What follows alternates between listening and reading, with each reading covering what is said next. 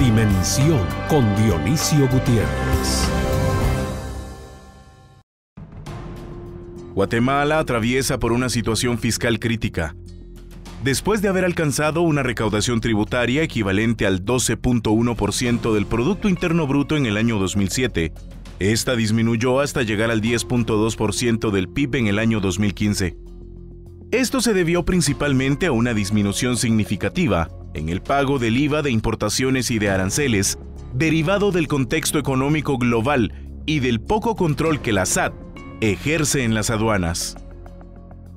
Por el contrario, durante el mismo periodo, el pago de impuestos directos, que es realizado principalmente por las empresas, se incrementó de 3.3% a 3.6% del Producto Interno Bruto, lo que ayudó a contrarrestar la caída en la recaudación de otros impuestos. En cuanto al gasto público, la situación es mucho más compleja. Durante los últimos 8 años, el gasto en salarios se incrementó de 22% a 34% del total de egresos ejecutados por el Estado. Esto se debe en gran parte a los pactos colectivos que se han firmado en diferentes instituciones del Estado durante la última década, que han puesto en riesgo la viabilidad de las finanzas públicas. Además, se han incrementado las contrataciones en renglones que no están bajo el control de la Oficina Nacional de Servicio Civil, lo que ha contribuido a la opacidad en el gasto público. El sector público de Guatemala es considerado el quinto más corrupto de América Latina, según el índice de percepción de corrupción, tan solo por arriba de Nicaragua, Paraguay, Haití y Venezuela. La ciudadanía continúa percibiendo que la corrupción se encuentra profundamente arraigada en las compras y contrataciones que realiza el gobierno, lo que mina seriamente la confianza de los contribuyentes. Los casos de corrupción de alto impacto que han salido a la luz en el último año parecen confirmar la percepción de la ciudadanía. Las finanzas del Estado enfrentan diversos desafíos, pero el más importante es ordenar y transparentar los gastos que por décadas han representado una fuente de riqueza ilícita para políticos, sindicalistas y contratistas del Estado inescrupulosos. También se debe terminar de fortalecer la SAT para que todos contribuyamos con las finanzas del Estado y se disminuya considerablemente la evasión fiscal. Estas dos medidas harán que el Estado tenga más recursos y que el gasto público ayude realmente al desarrollo del país.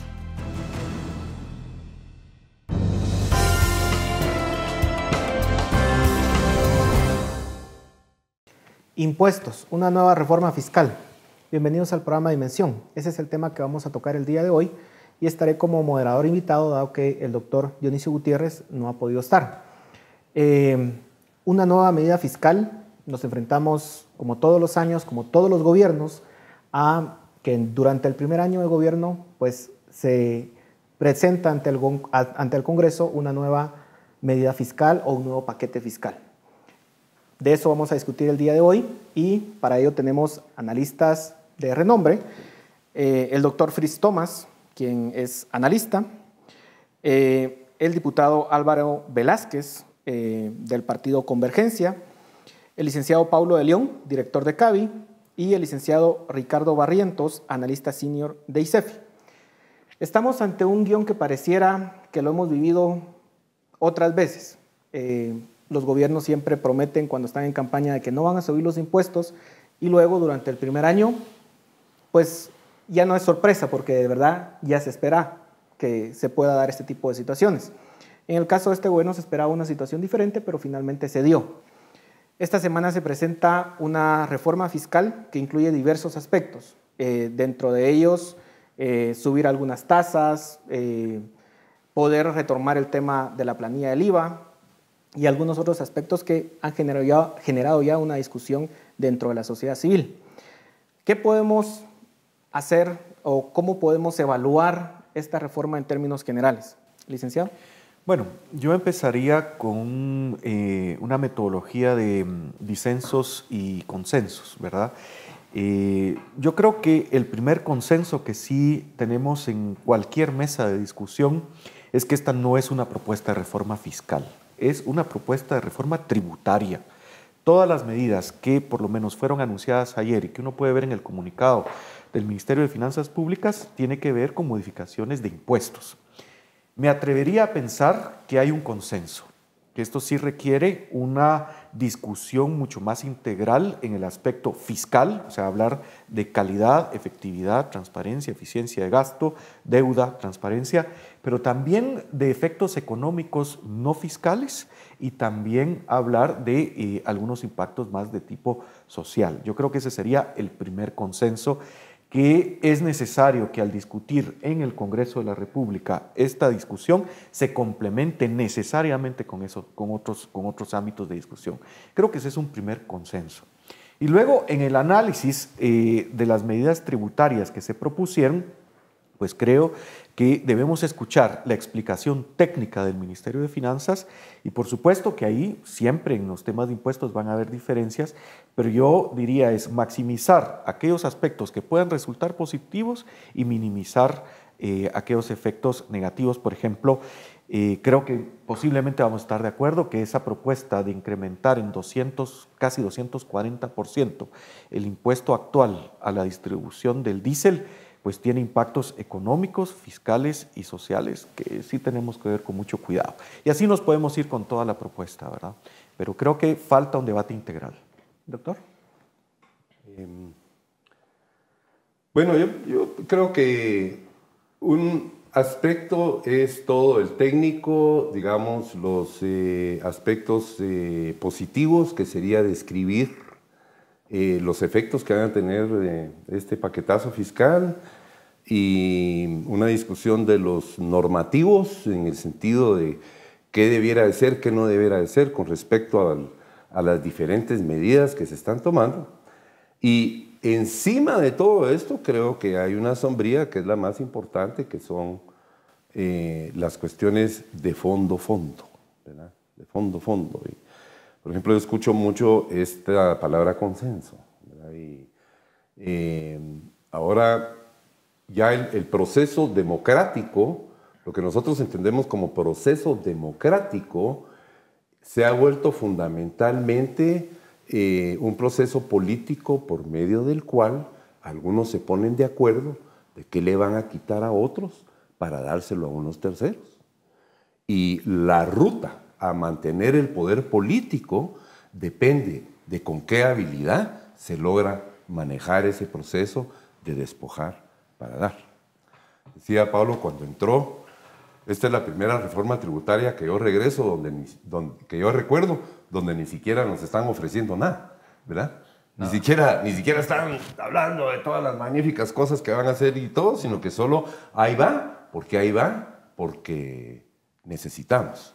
Ni siquiera están las justificaciones tradicionales de argumentos ad misericordia, ¿verdad?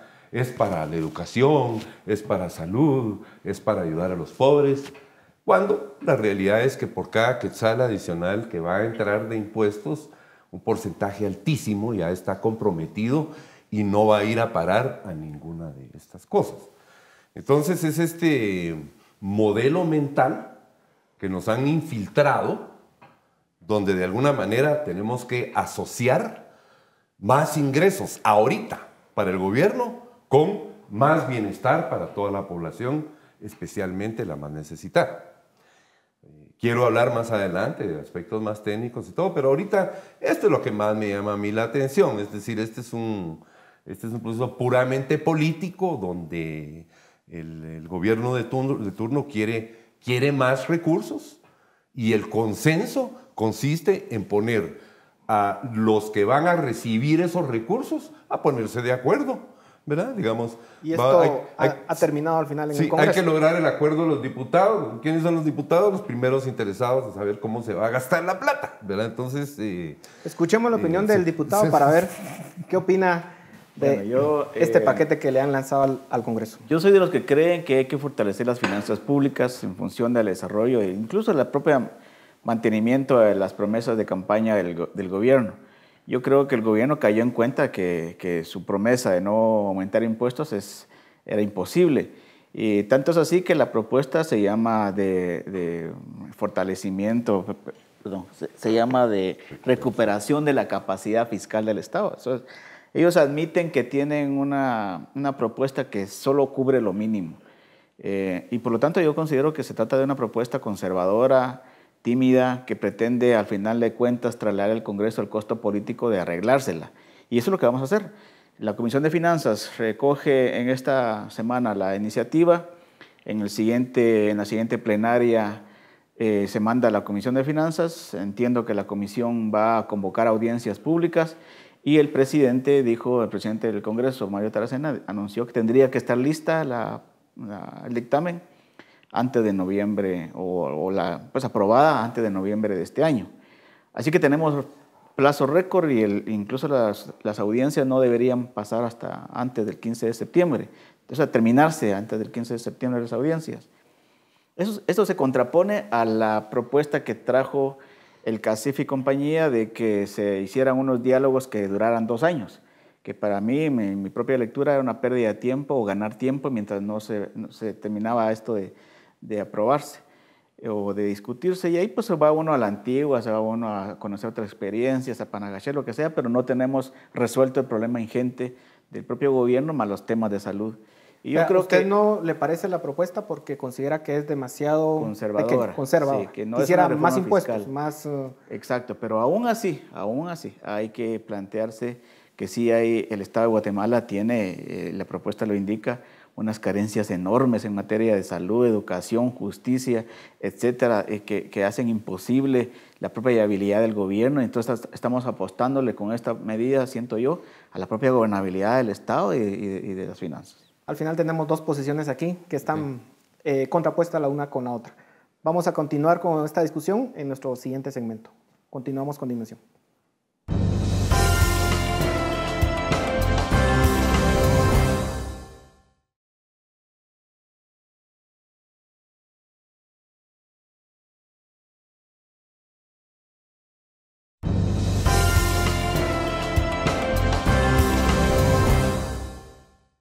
Continuamos en el programa Dimensión hablando sobre la reforma fiscal o la reforma tributaria que se ha planteado ante el Congreso durante esta semana. Licenciado de León, al escuchar ya la opinión de los expertos anteriores, ¿qué se puede decir de la reforma planteada por el Ejecutivo? Sí, mira, yo en primer lugar, como ciudadano que pago todos mis impuestos, me siento completamente indignado por una reforma que no nos trae a cambio absolutamente nada. Se está perdiendo el momentum de la transparencia, de la corrupción. Yo no veo un desmantelamiento de las redes de corrupción en el MISIBI, en la SAT, en el MinSalud y en el MinEducación. ¿Qué me dice eso? Una analogía es como que tenemos un tanque de gasolina que tiene un hoyo gigantesco y ahorita pretenden echarle más gasolina a un tanque que tiene un hoyo. Lo que primero deberíamos de hacer es cerrar ese hoyo que tiene ese tanque y si quieren después le echamos gasolina de avión a ese carro para que camine más rápido. Pero no veo ningún esfuerzo en la transparencia, no veo un desmantelamiento de redes y además, como hablamos con Fritz, no veo ni siquiera un plan económico. El plan económico que se están haciendo ahorita, que llevan 8 meses, es literalmente un chiste. No tiene ningún fundamento, no hay objetivos, no hay herramientas, no hay indicadores, no hay variables de control, no hay KPIs, no hay nada. Entonces nos están viendo, por primera vez en los 4 gobiernos anteriores, que no viene ni siquiera un plan acompañado de una propuesta fiscal. Entonces, yo literalmente tengo una profunda desconfianza del Estado. Creo que su capacidad es muy mala, muy baja. La vez pasada yo estuve en una conferencia con Iván Velázquez ahí en la Escuela de Gobierno. Alguien le preguntó, que él creía cómo era nuestra estructura de justicia, que él es un experto. Dijo, tiene 100 años de atraso. Y yo creo que si le preguntamos a los expertos en educación, salud y todo lo demás, yo creo que el atraso en calidad, en capacidad, en estructura es lamentable. Entonces, esto es un edificio que está en el estado que tenemos en Guatemala, es un edificio que tiene bases en arena. Creo que a veces es mejor derrumbar un edificio y volverlo a hacer desde cero. Yo creo que no va a funcionar, aunque se recaude más. Puede ser que sí se recaude más, pero yo creo que no vamos a lograr los objetivos. Llevamos 4 reformas en 4 gobiernos. ¿Qué te dice lo siguiente? Aumentos de impuestos en tasas en los últimos 4 gobiernos y la recaudación se cae. ¿Qué te está diciendo ahí? Un lamentable trabajo de la SAT que no está cumpliendo. Entonces, la SAT no está en capacidad ahorita de tirarle otra nueva reforma cuando ellos no están haciendo su rol. Número uno. Número dos, en estos últimos 10 años, ¿qué ha pasado con la pobreza? Ha aumentado. ¿Qué pasó con la desigualdad? Ha aumentado. Entonces, las propuestas que han habido, Juan Alberto Fuentes Knight hizo una, después Centeno hizo otra, pues nos han cargado de impuestos, nos han frenado el crecimiento, la inversión al sector privado, pero las metas que nos prometieron no las han cumplido. Aumento de desigualdad, aumento de pobreza, y el crecimiento no despega. Entonces, tenemos un combo fatídico, y que por eso es mi indignación, porque realmente no veo, en la realidad es que no veo que esto venga a ser ni siquiera un cambio de timón. Yo creo que viene a ser más de lo mismo, o sea, no vamos a poder avanzar nada en el país.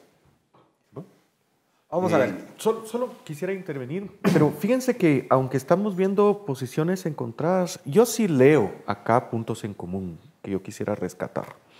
Incluso cuando el doctor Thomas, cuando el amigo Fritz dice que el tema es de fondo, incluso creo que ahí vemos temas donde se puede trabajar, no con la propuesta tal como está siendo presentada, pero sí coincidiría con el diputado Velázquez que hay un trabajo intenso que se puede hacer en el Congreso de la República y que hay que hacerlo y hay que involucrarse, ¿verdad? Por ejemplo, lo que usted decía, doctor, yo le doy a usted totalmente la razón en cuanto a que es un problema. Supongamos que el Congreso de la República apruebe un mecanismo, digamos, tributario, que genere más ingresos, sí, ya tenemos una rigidez del 92 o algunos dicen 89% en el presupuesto. Entonces, yo estaría totalmente de acuerdo en que revisemos eso, porque, a ver, y siguiéndote, Paulo, por ejemplo, si uno ve el sector salud, pensemos en el Ministerio de Salud Pública y Asistencia Social. El sistema público de salud en Guatemala tiene una capacidad para atender la población guatemalteca del principio de la década de 1950. O sea, tenemos un atraso de 60 a 70 años, totalmente de acuerdo. Entonces, creo que tenemos una ministra de Salud que se le ha cuestionado su falta de experiencia y todo, pero no se le ha cuestionado su honestidad. Yo creo que esa era una precondición que por lo menos ahí sí hemos dado un pequeño paso adelante. Digamos, la ministra no se le percibe como una ladrona, ¿verdad? Pero entonces sí deberíamos exigirle a la ministra cuál es el plan y ahí sí, por ejemplo, yo le entraría al tema del IVA Paz, doctor. Por ejemplo, el tema de consejos de desarrollo, el tema hay que revisarlo porque ese es un chorro, cada centavo adicional de IVA se drena ahí y no estoy seguro de la probidad y transparencia con que se está manejando el IVA Paz. Pero regresando, y yo estoy de acuerdo con Paulo, vamos a la capacidad que tiene el gobierno para gestionar recursos adicionales donde verdaderamente se necesitan. Y esa capacidad es nula. Digamos, Álvaro menciona que la educación, que la salud, con eso todos estamos de acuerdo. De eso no vamos a encontrar a alguien que no esté de acuerdo. Donde no estamos de acuerdo es que en darle, primero, que de los recursos que se van a levantar, ¿qué proporción realmente va a ir a parar ahí? Y segundo, la capacidad de gestión. Y no solo por la honestidad de las personas, por el modelo, por el sistema. El sistema de salud es de los 50, es para otro tipo de sociedad. El sistema de educación. O sea, el sistema de educación es malo, no va a funcionar. Un sistema completamente centralizado, donde todo sea manejado por los sindicatos, no va a funcionar. O sea, darle X cantidad de recursos adicionales no va a funcionar. Entonces, todas las reformas tributarias tienen la misma justificación. ¿Quién va a salir a decir, Jimmy Morales no va a salir a decir que necesitan subir los impuestos para que un funcionario del Ministerio de Cultura y Deportes pueda comprar más trompos para regalarlos? No, no van a decir eso. ¿Para qué van a decir que es? Es para la salud, es para la educación. Sí pues, es que eso no es cierto. Eso no es verdadero. Nos dan a tol con el dedo, con esta cantaleta de que es por los pobres, es para la salud, es para la educación. Sencillamente no es cierto. Y con el modelo de gestión, con el sistema, no solo porque haya gente deshonesta, con el sistema, con la forma de hacer las cosas, no va a funcionar. Yo pienso, en principio, no debe de haber una reforma tributaria. Tiene que haber cambios sustanciales porque no tiene la capacidad el gobierno para mejorar sustancialmente su calidad de gestión, simplemente, por ejemplo, expoliando a la clase media ahorita. Porque ahorita la gente, por ejemplo, las personas asalariadas, la gente más clavada que va a salir. Y es sencillamente porque ahí es muy fácil para el gobierno cobrar. Ahí es fácil para el gobierno cobrar. ¿Por qué querían el impuesto, por ejemplo, a la telefonía? Porque no es un impuesto a la telefonía, es un impuesto a las personas. Porque sencillamente necesitan a alguien ahí vigilando la computadora de la compañía telefónica para ver que paguen todo. No tiene ningún costo para la SAT. Recaudar eso, impuesto ideal. Entonces, igual aquí, todas las personas que ya estamos pagando impuestos, sencillamente clavémonos más, ¿verdad? ¿Para qué? Para la salud, para la educación. No es cierto. No es cierto. A ver, digamos, aquí lo que tenemos es un Estado que efectivamente es relativamente pequeño, lo tenemos que aceptar, digamos, en términos, si uno lo ve, la carga tributaria respecto al PIB es relativamente pequeño y de hecho los más pequeños de América Latina, pero está la contraparte también que ustedes ya mencionaban, el hecho de que efectivamente los resultados del gobierno como tal, sobre todo a la luz de que, digamos, los partidos políticos lo han utilizado como una piñata, en donde lo que han hecho es efectivamente meter a su gente cada proceso electoral, hemos creado no una burocracia de alta calidad y de alta gestión como en los países desarrollados, sino de hecho, dentro del gobierno, con sus excepciones, por supuesto, lo que existe son personas que han llegado por puro oportunismo. Entonces tenemos digamos, un problema que es, o dos problemas que son sumamente complejos. Uno es de ingresos, pero otro es de gestión. Uno es, digamos, el modelo que dice Fritz. Efectivamente, ahí tenemos diferencias de principio, digamos. Dos modelos distintos. Uno donde es el mercado el que debe resolver el problema de desarrollo y el otro en el que pedimos. Yo creo que Fritz se refería al modelo del Estado en sí, sí, ¿no? Pero es que además... el funcionamiento. Pero el funcionamiento hay un círculo vicioso. Tener un aparato público inservible, un Estado barato, con servicios públicos baratos, que este año cae al 9.9% de la carga tributaria y no lo puedes pedir más. Sí se están haciendo cosas en el área de justicia, del área de recaudación tributaria, sí han habido golpes a partir de la Revolución Ciudadana del año pasado hasta ahora y de todos modos seguimos teniendo un Estado barato y recurriendo a analogías. Esta mañana venía oyendo una noticia de que un par de religiosos fueron rescatados de un linchamiento en San Pedro Ayampuc, creo yo, de unas personas que estaban obligando a una familia desnutrida a hacer ayunos de oración de 40 días. Una señora se murió y otros están en el hospital, los niños, por hacer dieta. Entonces no puedes ponerle a un Estado barato una dieta de austeridad y de mantenerse igual, porque a la larga vamos a desfallecer todos. Y en este caso lo que creo que hay que invertirle es en principio la gobernabilidad del gobierno y la sociedad y luego comenzar a revertir el tema en general del funcionamiento para el desarrollo, del financiamiento para el desarrollo. Y eso está demostradísimo que nuestro Estado es de los más baratos, de los más chicos del mundo, que no tenemos capacidad de hacer absolutamente nada. Y responsabilidad de los gobiernos de turno y de todos los gobiernos que han apoyado sector privado y etcétera, son los que mantienen el Estado así. Entonces, si este gobierno, por fin, tras 8 meses de estar le cae el 20, pues qué bueno que empiece a verlo. Y lamentablemente la solución viene de afuera. Y se la vamos a dar en el Congreso sobre todo, no de parte de Jimmy, que no tenían la menor idea de cómo funcionaba el Estado. Es un mito que el Estado es barato, muy rápidamente, es un mito que el Estado es barato porque es una proporción muy pequeña de la generación del PIB la que carga con toda la carga tributaria. Entonces, es barata a nivel de porcentaje del PIB. Para quien paga impuestos, no es barato.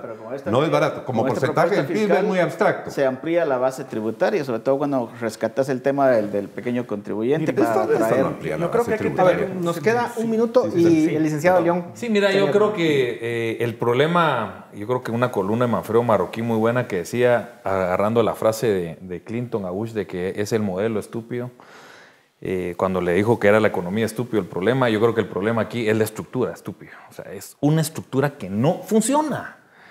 No, decime cuántos programas tienen una evaluación de impacto en Guatemala. No hay. No saben ni cómo formular un programa social. No hay un diseño programa, ni siquiera los monitores. y mucho menos la evaluación de impacto, que ya sabemos que hay métodos de aleatoriedad. Estamos pidiendo un modelo, una estructura que funcione. No, eso aquí en Guatemala es pedirle peras al olmo. Entonces, esa estructura no funciona. No puedes tapar el sol con un dedo. No, número uno. cierto. Y número dos, déjame hablar. El otro tema es el tema de la revolución ciudadana que tú decís. Yo creo que aquí en Guatemala ahorita también no hemos hablado de la moralidad de pedir esta cosa ahorita. O sea, estamos viendo lo que nos han hecho los gobernantes. Otto Pérez Molina Rosana ha sido indignante para la gente pobre saber que una persona se compra un jet con nuestro dinero, la gente muriéndose de hambre y nosotros sentimos esa indignación, aunque nosotros, gracias a Dios, tenemos nuestro sustento, pero también nos indigna porque yo pago impuestos y se están yendo no a los pobres, no a la educación, sino que a la gente que se lo está robando. Entonces, ahorita hay un rompimiento, si no lo entendés, entre la ciudadanía y el Estado. Hay una desconfianza completa. Y esa se tiene que restituir, no pidiéndonos más dinero en primera fase. Hay que hacerlo, porque el Estado es pequeño. En primera fase era la reestructuración, la persecución de gente, los cambios estructurales que se necesitan, y no lo estamos viendo. Entonces, eso es lo que a mí me indigna más, porque estamos viviendo un rompimiento muy fuerte. Bueno, no se puede tapar el sol con un dedo y no podemos tampoco pasarnos de tiempo. Tenemos que ir a comerciales. Continuamos en Dimensión.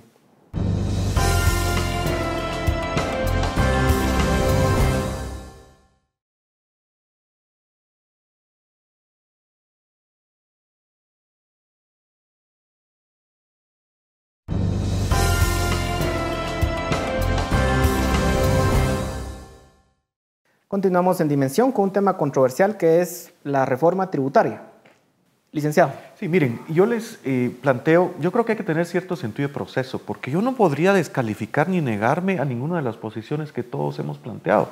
Yo no veo realmente desacuerdos insalvables en lo que hemos planteado. Pero sí hay que tener una visión para adelante. Hay que tener la disposición para ponerse a trabajar. No hay. Yo creo que sí la hay. Y ahí yo te diría que posiblemente nos esté invadiendo ese pesimismo que deriva de la indignación y el enojo. Pero permítame la evidencia. Sí, pero de también cuatro reformas que no han funcionado. Pero yo creo que no es del aire esto. Sí, pero yo creo que hay espacios donde empezar a trabajar, y ahí estoy totalmente de acuerdo con el diputado Velázquez, con Álvaro. Creo que yo pondría el caso de salud, y le tomo ahí la palabra, doctor. Todos estamos claros de que hay que hacer algo en el tema de salud, ¿verdad?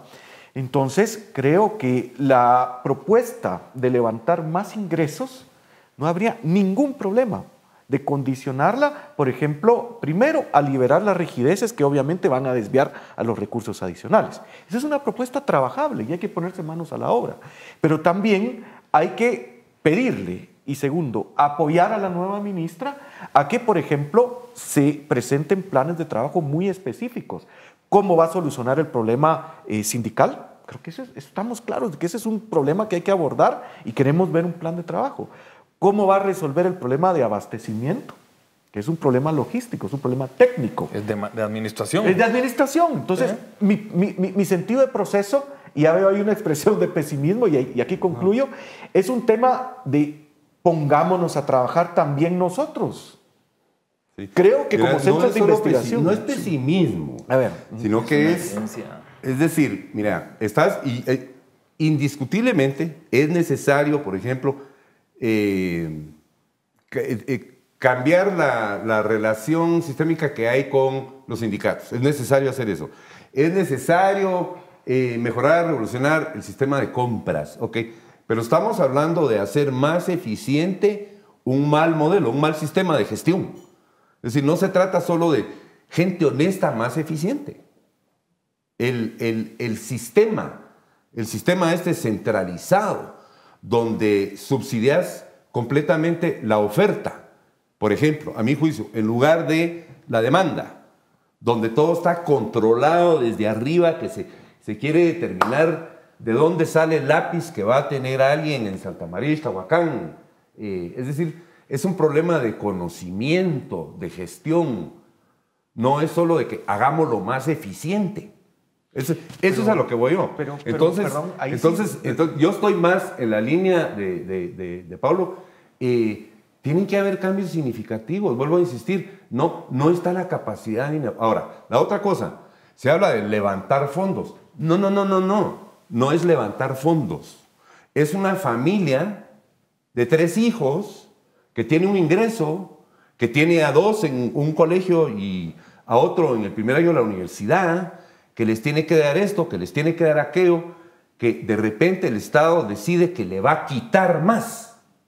No es levantar fondos, es quitarle el dinero a unas personas porque yo sé mejor cómo se tiene que usar su dinero, sus recursos que usted tiene para su familia.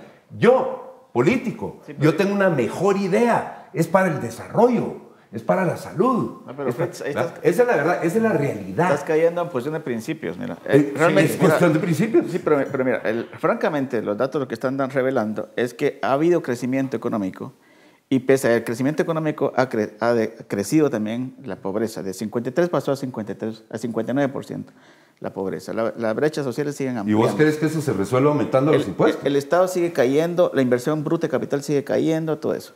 Esos son los datos duros. Y aparte están ocurriendo cosas políticas de reformar desde abajo las cosas, de instituciones públicas como la SAD, la justicia y otros.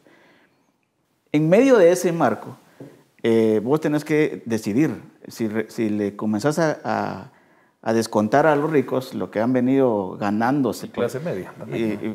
Porque de veras los datos de ganancias de los grandes capitales, de consumir el crecimiento económico sin derramar, digamos, es atroz. Francamente, aquí estamos viviendo el país de las maravillas de Alicia con el infierno de Dante, conviviendo juntos en un mismo territorio.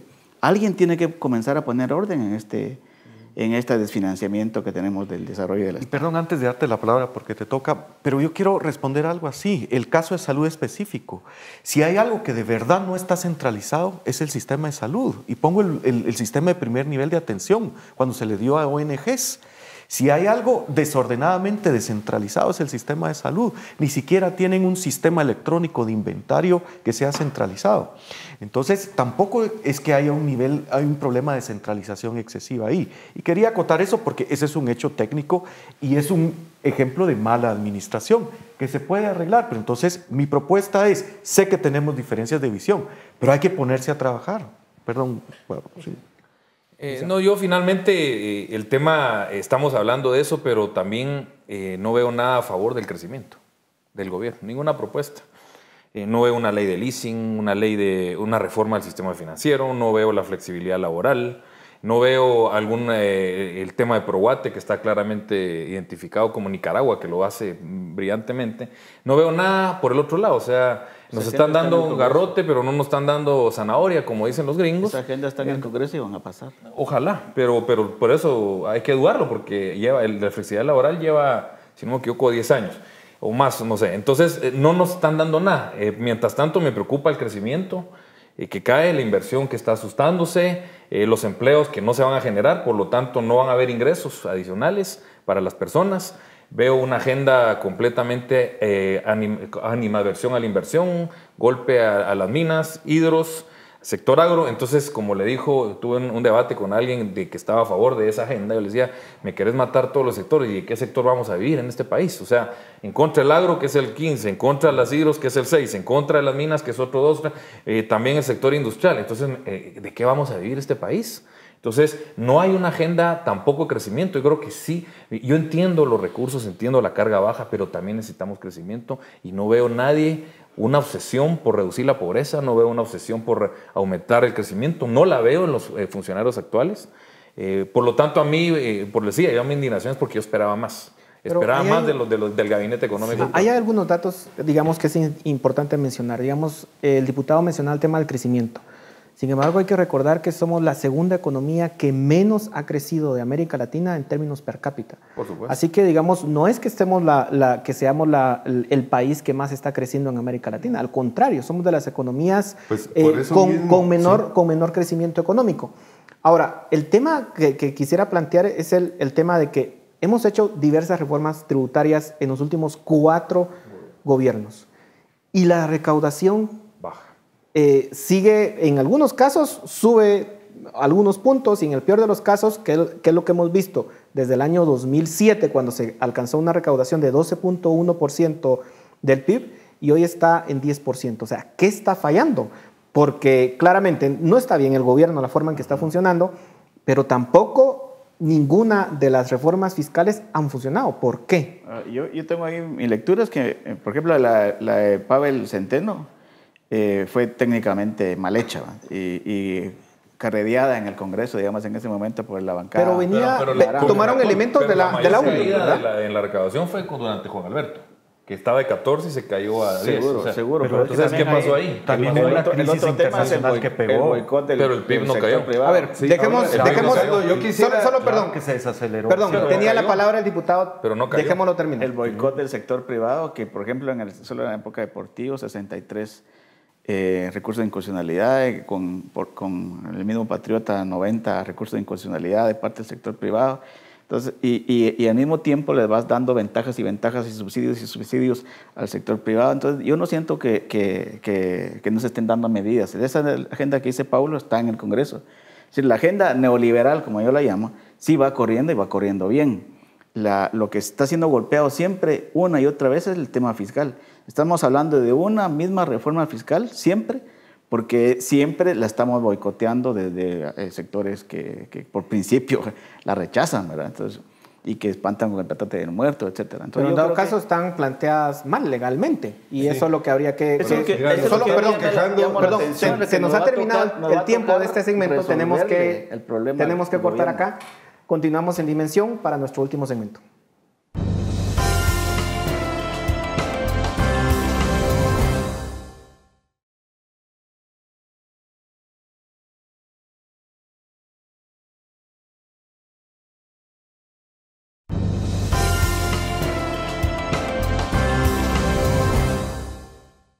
Continuamos en el programa Dimensión. El debate ha continuado acá en los comerciales y el doctor Fritz Thomas quería hacer algún comentario importante. Sí, quería referirme a los comentarios de Álvaro, del diputado Velázquez.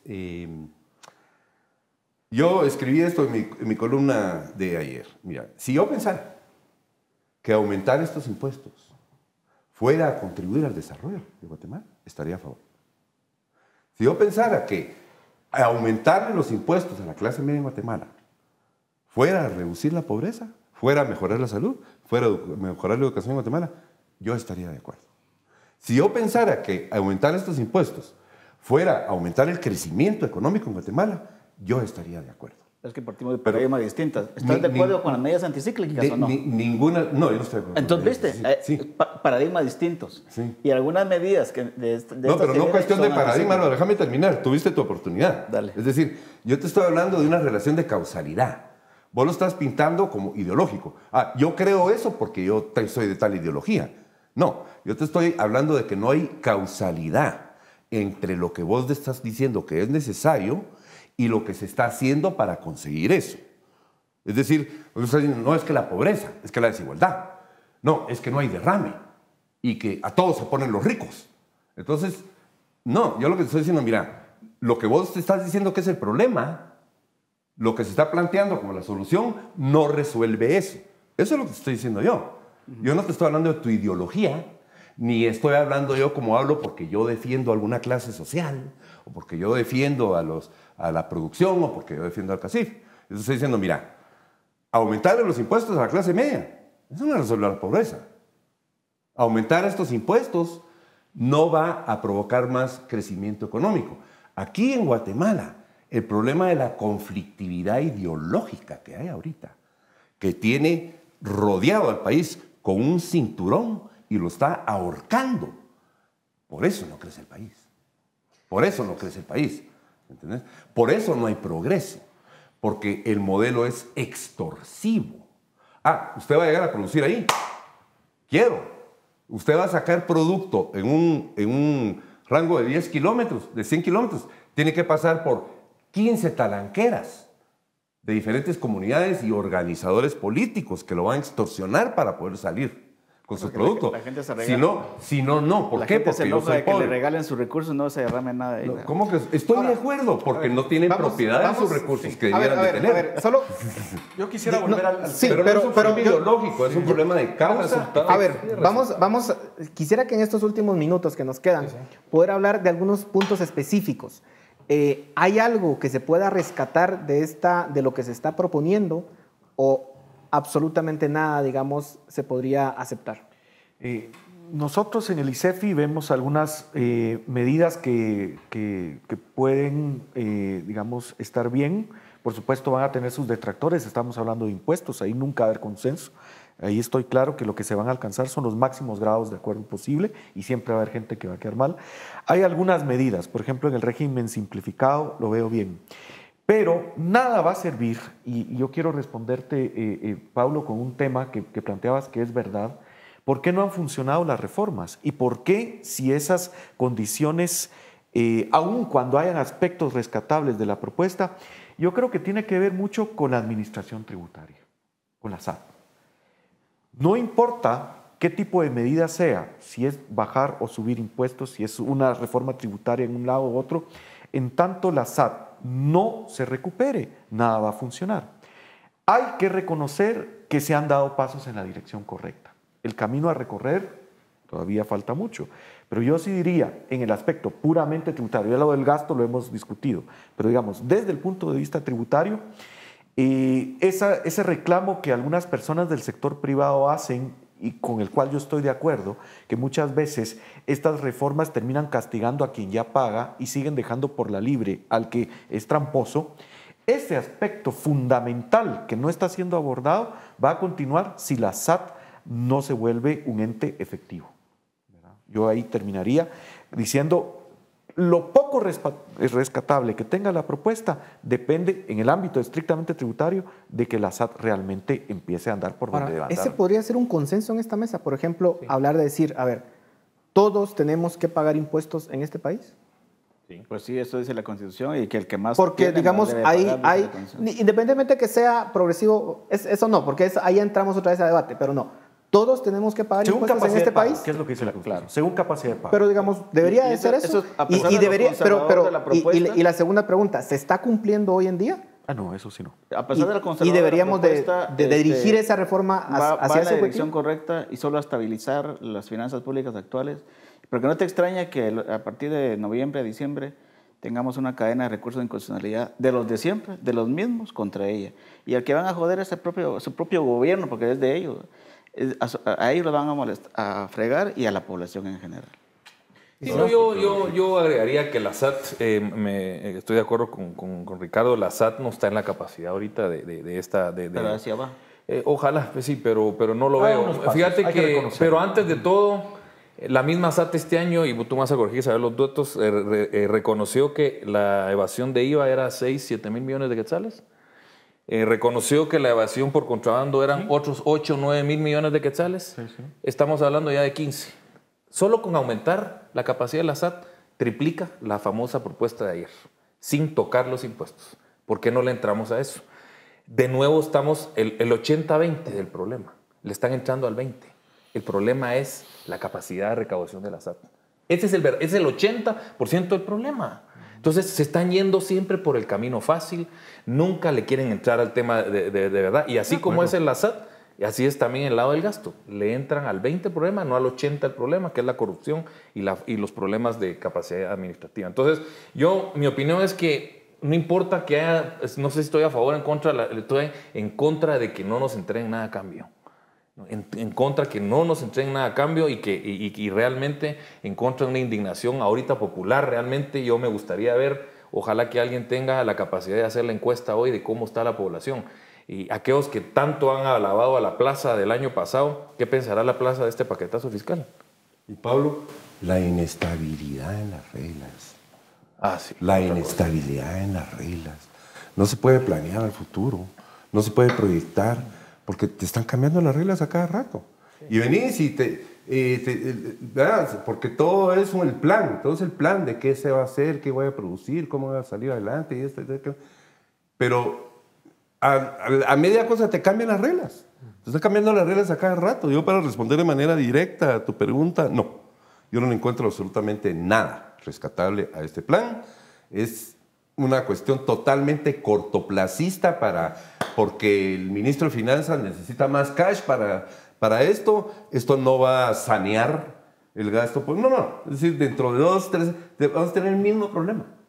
El problema va a seguir siendo el mismo porque el sistema Y no ojalá cambia. que den la cara. Es una de las cosas que tenemos que empezar a decir. Hoy el responsable de esta reforma se llama Julio Héctor Estrada.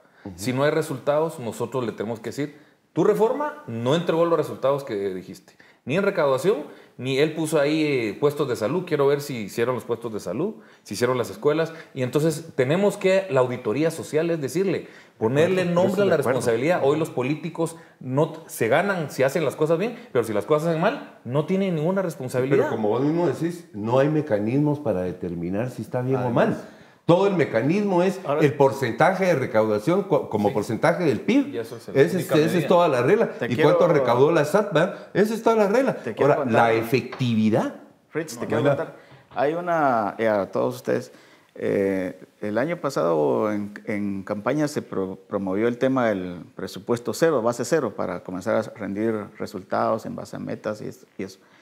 Este año nosotros hemos propuesto la Ley Marco del Plan Nacional de Desarrollo que rescata el tema de la planificación, no es socialismo, pero el tema de la planificación, no solo la programación, metas y resultados.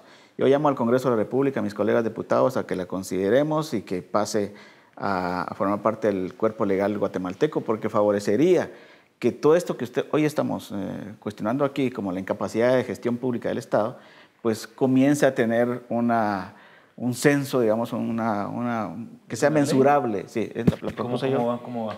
El Pleno nos la pasó a nuestra comisión. Yo presido la Comisión Plan Visión de País y nos toca darle dictamen y seguramente nos le vamos a dar dictamen. Ahí en mi comisión está representada el FCN, el PAN, la UNE, Viva, etcétera. Tenemos bastante pluralidad. Entonces queremos darle herramientas al Estado guatemalteco para comenzar a medir su propio desempeño.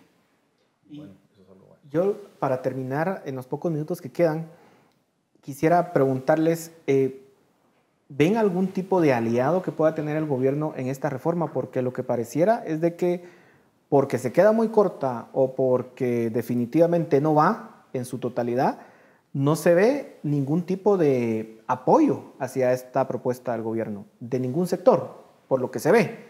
Todos, digamos, la critican de una u otra forma. Externos sí. Pero aliados... Yo creo que tienen los votos y yo creo que va a ser aprobada por el Pleno del Congreso. Y por esa razón, yo vuelvo a tomar, hay que tener sentido de proceso y hay que ponerse a trabajar. Si la Comisión de Finanzas Públicas y Moneda del Congreso de la República abre las puertas, que lo ha estado haciendo, por ejemplo, el ICEFI sí va a ir a trabajar al Congreso y además de revisar los mecanismos tributarios, sí queremos y probablemente el plan piloto esté en el Ministerio de Salud. Temas laborales, queremos ver un plan de trabajo y si no lo saben hacer, pues empezar a trabajar en hacerlo, jurídico, técnico. El tema de eficiencia en procesos administrativos, el gran problema del Ministerio de Salud es una estupidez administrativa acarreada por décadas. Pero no, por favor, lo declaremos muerto. Tiene que tener resolución si ciertas condiciones políticas se dan. Entonces, nuestra posición es, la van a aprobar. Depende de nosotros ver qué es lo que al final se va a aprobar. La discusión no es si se va a aprobar o no, o si tiene aliados o no. Los votos están. Creo que nosotros... Pero esos no son aliados, esos son cómplices. Bueno, entonces llamémosles como sea, ¿verdad? Llamémosles como sea. De propósito. Sí, está bien. Yo estoy de acuerdo. Si van a pasar algo que no está bien, serán cómplices.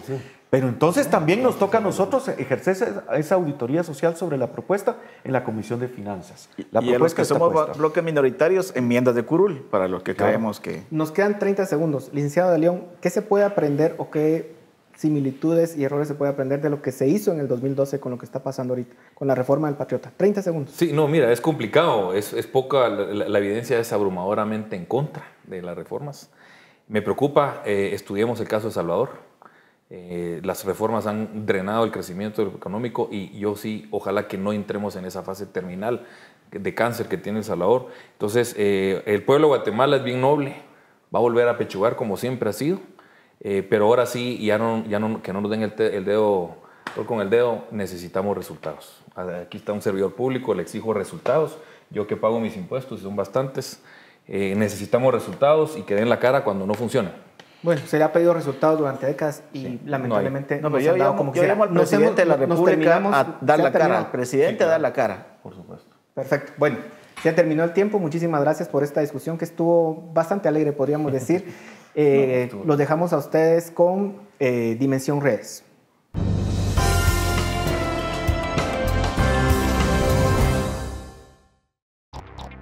Preguntamos a nuestros amigos en las redes sociales, ¿está de acuerdo con la reforma fiscal propuesta por el gobierno?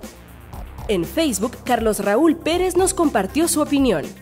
No queremos más impuestos. Lamentablemente, el consumidor final es quien sale perdiendo. Y en los bolsillos de los saqueadores del Estado de Guatemala queda todo ese dinero.